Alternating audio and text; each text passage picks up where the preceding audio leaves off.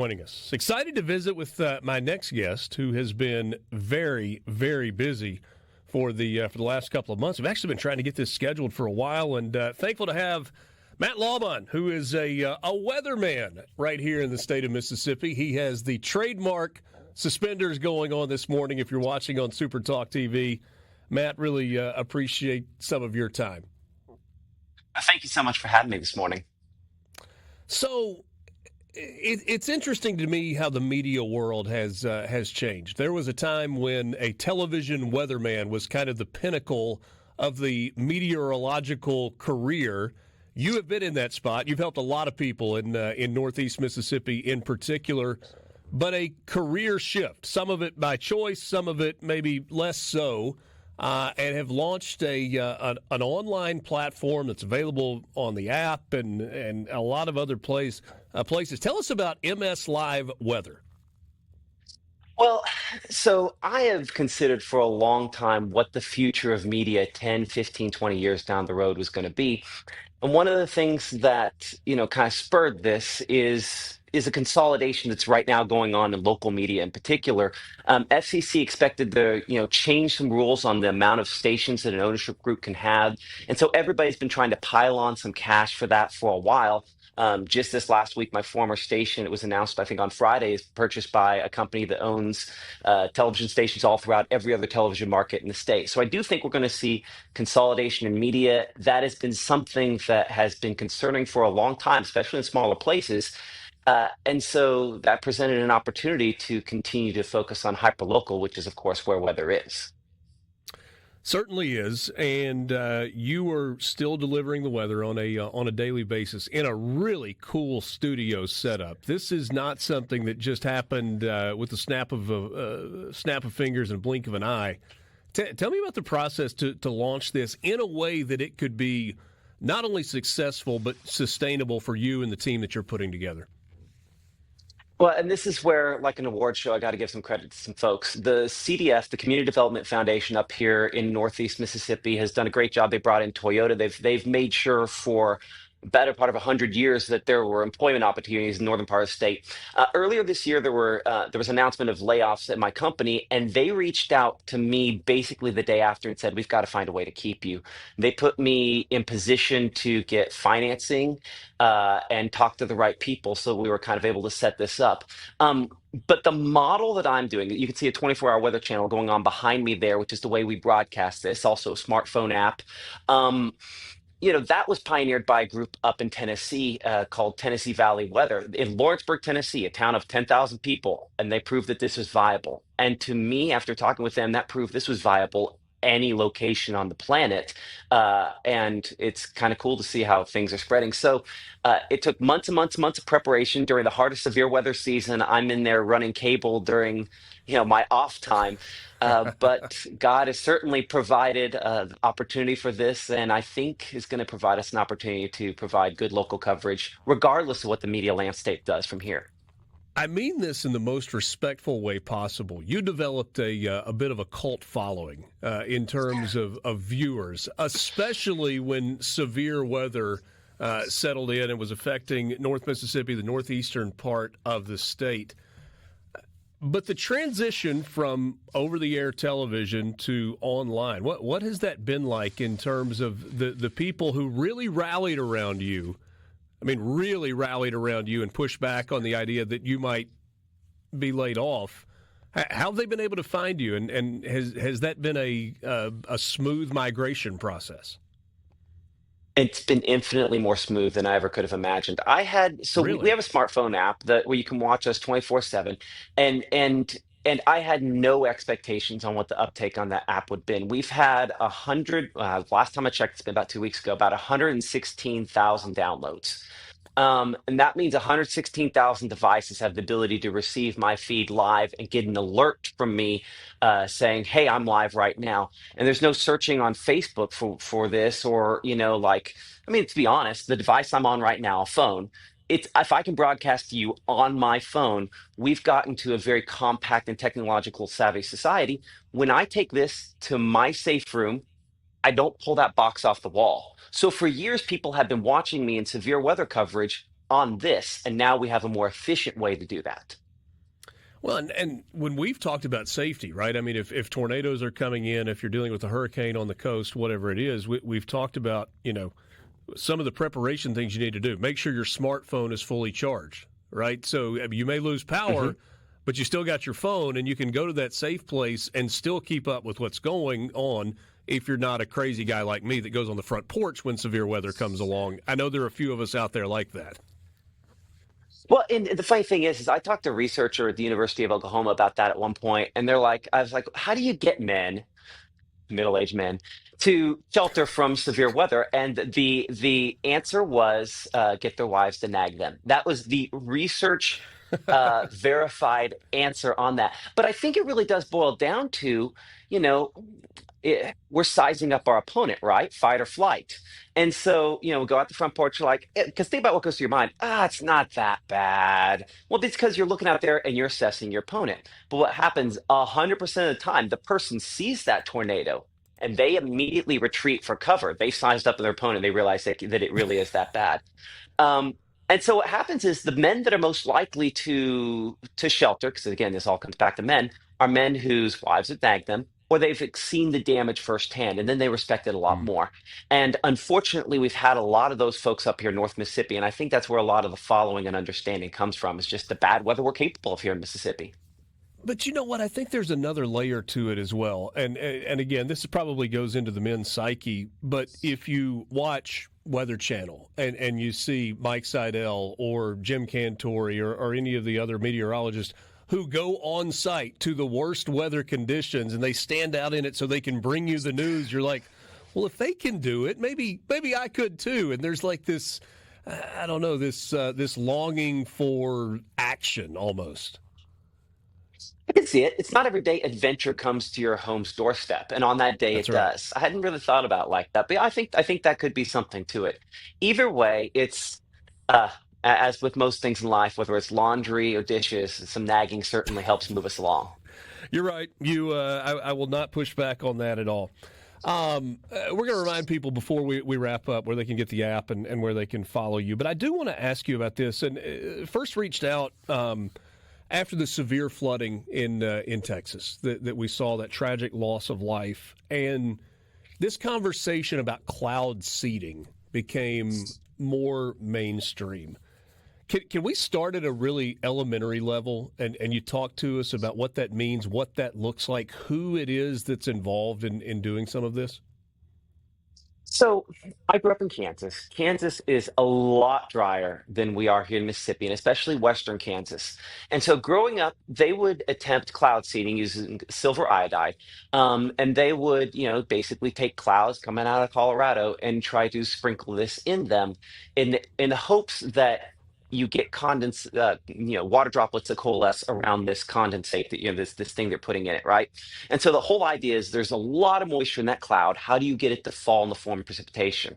Well, almost every research study we've had on cloud seeding says it is best case scenario, maybe marginally effective, and largely doesn't work at all. Because if there's enough moisture in the cloud for it to coalesce and get the droplets to get big enough and fall out, typically that's already going to happen. Very rarely are we able to get a little bit more out of that. Certainly not in a non-mountainous setting. And so when we start looking at what happened in Texas, you're talking about a storm that just didn't move for hours and hours and hours. That actually comes back to climate change, not cloud seeding. Though there is a significant history of those kind of systems setting up in that part of Texas before, if you look back in history as well. It's a very flood-prone area when they get these stalled systems. So most of the flooding issues we have come from a slower jet stream. A slower jet stream comes from a warmer pole because you get less contrast between the north and the south, and that contrast is what causes those strong winds aloft. So I think there's some confusion there. I would say that it's if seeding is marginally effective at producing any precipitation, if you just threw a ton of it into a cloud that already had a ton of moisture, it's already going to fall out of there anyway, and you're wasting your resource at that point. So I think it's something that is definitely not responsible in that situation, and largely misunderstood to begin with, and frankly, pretty ineffective. Yeah. It's interesting stuff. You got time to hang with us for just a couple of more minutes on the other side of the break? Absolutely. Visiting with Matt Laubhaun, chief meteorologist at Mississippi Weather. Are we saying MS Live Weather or Mississippi Live Weather? So Mississippi Live Weather. I just, I wasn't sure if we spelled it all the way out, how many misspellings we'd get. But I know There you folks in go. the state would be just fine, but people outside of it, they'd miss an S. The app is MS Live Weather, Mississippi Live Weather with Matt Laubhaun. We're going to take a quick time out. We'll talk a little bit more about cloud seeding, genetic engineering. Is that the right way to describe it? And something that he brought up, that climate change conversation that can become so political so fast. We're back with you right after this. Mornings with Richard Cross, SuperTalk Mississippi. Talk Mississippi, Matt Laubhaun is my guest.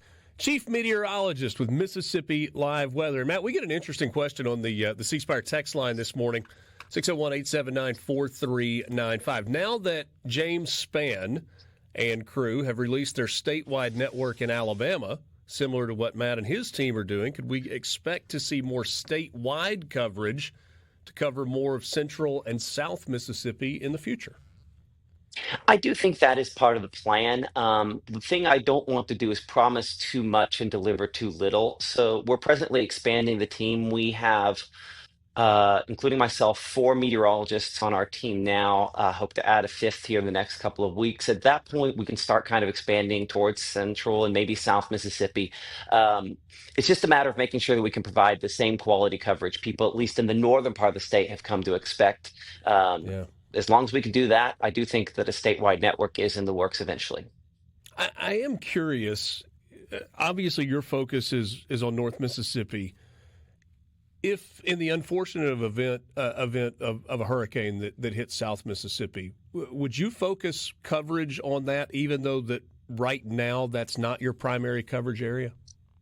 Absolutely. Yes. The main reason when I look at like the way we're kind of spacing out coverage around the state is I don't want to get in a situation where we have two significant tornadoes on the ground at the same time, which can happen in the state where you have one south of Jackson and then one heading toward, Houston or Tupelo. In that situation, you have two population centers that are now relying on you. You have to have multiple weather feeds, which our app is capable of. And I think at some point, which we will handle it accordingly to do something like that. But that's the thing I'm just being very conscious of here initially. But yeah, if we have a major hurricane this season, we'll be doing coverage on it for sure. When you talk to young athletes, sometimes there is a player that they look up to, that they idolize, that they try to model their game after. And a lot of times you'll hear people say, well, you can't be exactly that, but I took parts of this or pieces of this. Does that exist within the weatherman community? Or are there meteorologists that you looked up to and that have kind of influenced the way you present the weather? Absolutely. There's a guy by the name of Brian Busby who I interned under in Kansas City, Missouri, and a lot of what I do, he used to just joke that I copied everything for a while because I did. Because you try to model yourself after that person, and then you find out what works and what doesn't work. And he's just very personable. He always made time for people that came up to him on the streets, and he was extremely, my opinion, genuine on camera and genuinely entertaining. And so I tried modeling as much as I could after him. But, my life has taken a different direction. So over time, you pick up things from your surroundings. I yawl a whole lot more than he does. People, I think, find that endearing, though. It is interesting, though, to watch your personality shift when severe weather, especially potentially life-altering severe weather, is bearing down on a particular community. You take it seriously. Well, yeah, absolutely. It's most days at work. I mean, do you absolutely have to have me today when it's hot with a chance of pop-up storms? Probably not. But there are a few jobs that on occasion mean the difference between life and death. And I believe strongly that good information and severe weather coverage paired with a place to, shelter from it, it is a life-changing event. So yeah, I think you have to take it seriously, and occasionally, like we talked about before the commercial break, you have to have a certain tone of your voice to get men to take it seriously as well. That's true. It's funny to me to think, though, there is a certain celebrity that goes along with meteorologists. I mean, I grew up in North Mississippi, but for the longest time, Memphis was our primary coverage area. And so it was Dave Brown on Channel 5 in Memphis. I mentioned James Spann a second ago. He has this unbelievable celebrity across the entire state of Alabama, and in a lot of ways, you have developed that as well. What is it about this particular job? Is it a trust factor? Is it when things are bad, you're who I turn to, and therefore I put you on a pedestal? What is that? I think it's a combination. You know, when you think of kids watching TV, right? They don't know the difference between a TV star and a TV meteorologist. They both appear on TV, right? Mm. And so the one they see the most often is the one they're most familiar with. So they might see these giant TV stars in movies, but they don't watch that as often as they end up seeing the local weather person. And so when they see you in person, it's just a person from TV and they don't delineate between the two. So I think that's part of it. I think we're the most personable part of the local news, which helps. And I do think that the what happens in severe weather coverage imprints on a person. You have a time in their life where they're making a core memory of sorts, usually one attached to fear. And if you're that voice of safety in that moment, then that imprints on you as well. Again, not a psychologist. I sat in a 1,000-person classroom during my one psychology class, but that is my $2 psychology assessment. Mornings with Richard Cross, SuperTalk, Mississippi. Matt Laubhaun is my guest, chief meteorologist at Mississippi Live Weather. If you don't have the app, you can down it. You can join over 100,000 people that have already done that in just the last couple of months. MS Live Weather is where you find the app in the App Store or Google Play. I want to go back to the cloud seeding thing. I used a term before the break, and I don't even know if this is close to accurate. Is it genetic engineering, genetic modification as it pertains to clouds? Is that what we're talking about? I mean, I would say it's an attempt at modification. I wouldn't say genetic, because that would be more, biological. Um, but I Well, would say and I it's an guess I meant attempt at that more as modifying our surroundings. Yeah, I think I meant that more as a parallel than that's what's actually happening with the clouds. And I don't know if kind that's of. the right comparison or not.